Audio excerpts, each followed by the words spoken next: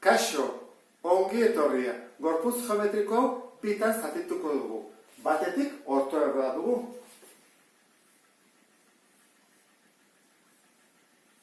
Eta bere dimensioak dira 16, 10 eta 35.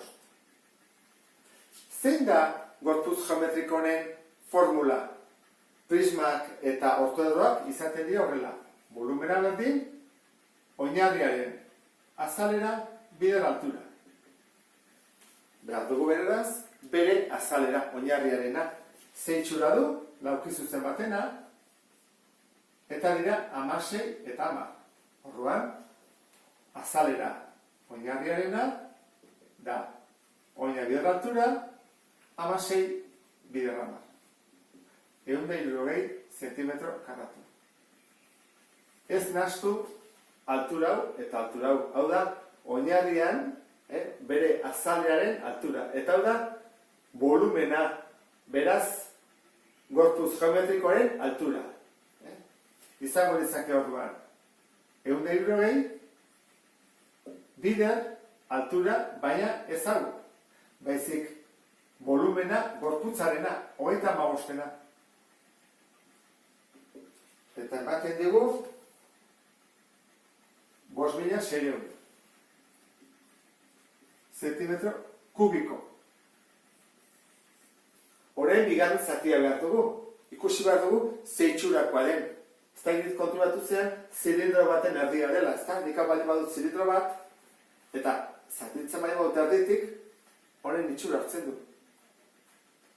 Zer egingo dugu? Irauli. Erresago kalkulatzeko. Horren, gelituko ditzake, hola jarri ezkero horrela. Ez? Gutxi horrela. Zein da bere formula? Prismaren berdina, ez da? Volumena berdin, oinarriaren azalera, bider altura. Datuak jarriko ditugu. Zen bat emendikonera? Emendikonera, hau. Irauli duguna. 10. Eta hau dena, 16. Horrek esan nahi du, erradioa dela erdia. 8. Hori jakin da, badakigu hau 10 dela, falta zaigu oinarriaren azalera. Jarriko dut formula. Pi R berdi, baina erdia delako, egimako dugu zati bi. Da, zirkulo erdia. Erradioa behar dugu orduan, horrein dugu. Pi bider erradioa, berbi, 8 berbi, zati bi. Hori da, 1,53 zentimetro karratu. Horrein, volumena kalkulatzea da, ez da?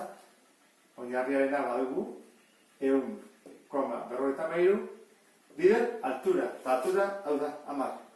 Beti, volumena kalkulatzerakoan, ikusi bat dugu, gorputz geometrikoaren altura. 10.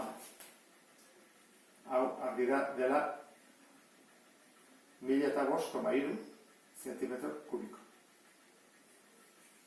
Guztira kalkulatzeko zer egin beharko dugu? Bi volumenak batu. Jarriko dugu. Ortoedraren volumena, 5.600, gehi, zilindro erdiaren volumena, 1.005,3. Berdin, 6.605,3 zentimetro kubiko. Eta horrela bukatzen dugu. Beste bat arte, agur.